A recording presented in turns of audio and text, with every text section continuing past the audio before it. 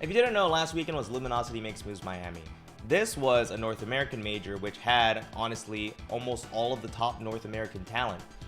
Including Spargo, Leo, Tweak, Light, and more. This major was honestly really fun to watch, and I just wanted to talk about the things that I enjoyed from watching the tournament. I can't even begin to express how happy Webb's run at this major makes me. Webb completely flew through his bracket, racking up win after win. Webb ended up beating Goblin in pools in order to make it to top 64, where he had to fight Light. Now, personally, I think Fox Sheik is incredibly difficult, so I thought Webb would lose here, but Webb ended up beating him, sadly off stream, and just advancing in the bracket. I was so surprised. Now, afterwards, Webb even continued the run, beating Neo to secure a spot in winners quarterfinals. Now, honestly, if you don't know, this is one of Sheik's best runs in the history of Smash Ultimate, and, I'm just happy that I got to witness it live. Neo, just like that, brings this back. 70%, not now too shabby. even stocks. This would be an insane comeback from Neo. I mean, we called it. We knew this was going to be a hot set from the beginning. Oh man, and nobody here for Neo. Oh That's so my much gosh. damage. 45% already. This is only a 30% difference Oh, here. the down air. The down air mix. What's the mix. Oh! Oh my god! However, Webb's crazy run was stopped short by the return of one player, Cola.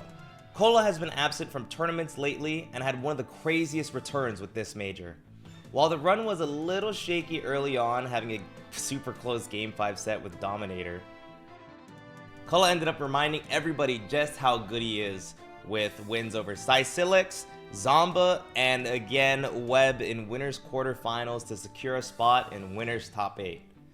Even inside of winners top 8, Cola got incredibly close to defeating Spargo in a Game 5 set. I honestly thought Cola had it, but Spargo just ended up turning it up Game 5 last stock. Stock back, last stock here for both players. Set point 2-2, one stock apiece. Spargo putting on a lot of damage right now. Cola trying to figure out a way to get back to the stage. You're at ledge, but that is not the end of the story. But it just might be up to the up air, and Spargo.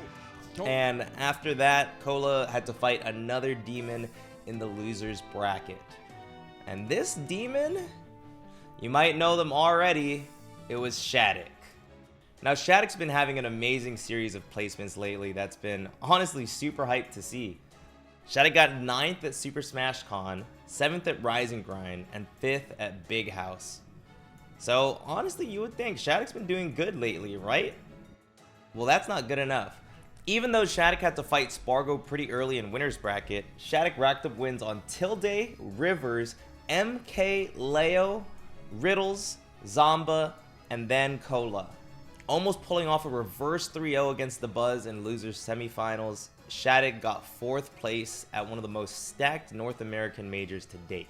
Timber 2 right by the ledge. Oh, but with the throws and glide into the up smash. He's still living. Great DI. Oh, and there it is. Kurama to me stole the show during top 64 with a Game 5 game against Quid, 3-0ing MK Leo, and was one interaction away from beating Spargo. And when I say one interaction, I mean one interaction. Mario being that type of character where he can hit you once and just ladder you to the top, and Kurama being able to pilot this character so expertly led to some of the most exciting gameplay I've seen in a minute. Nice mix up from Spargo, the down air. No, not gonna make it back. This is still Kurama's game. We've seen him make this comeback before. It's not impossible with the dash attack. Good. Kurama being one of the best, if not the best, West Coast American player always has a place in my heart. And seeing Kurama almost just make his way in the top 8 winners side, defeating the likes of these players, some of the best players that even North America has to offer, would have been so hyped to see.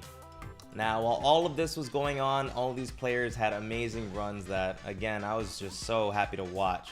There was one player who just stood tall at the top all the way until the very end. Sonics.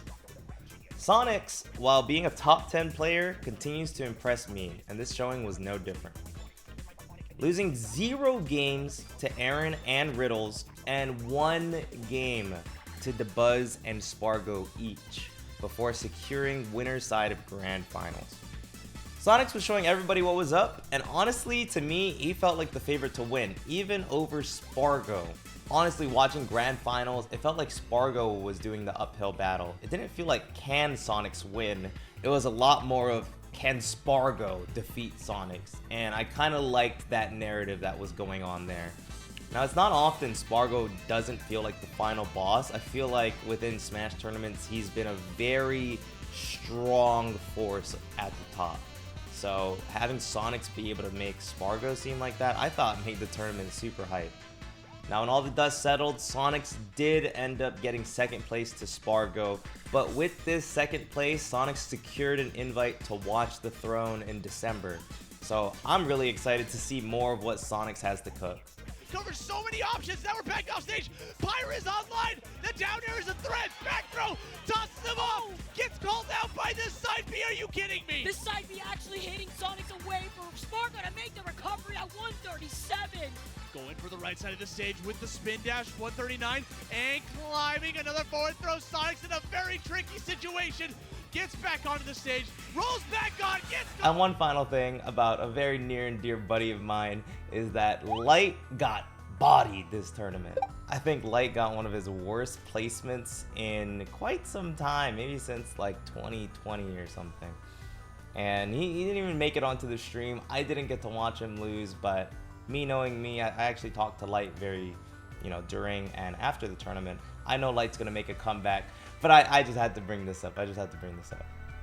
Now, in the scenario you missed the tournament and you do want to watch some highlights, I have some sets that I kept in mind that kept me on the edge of my seat.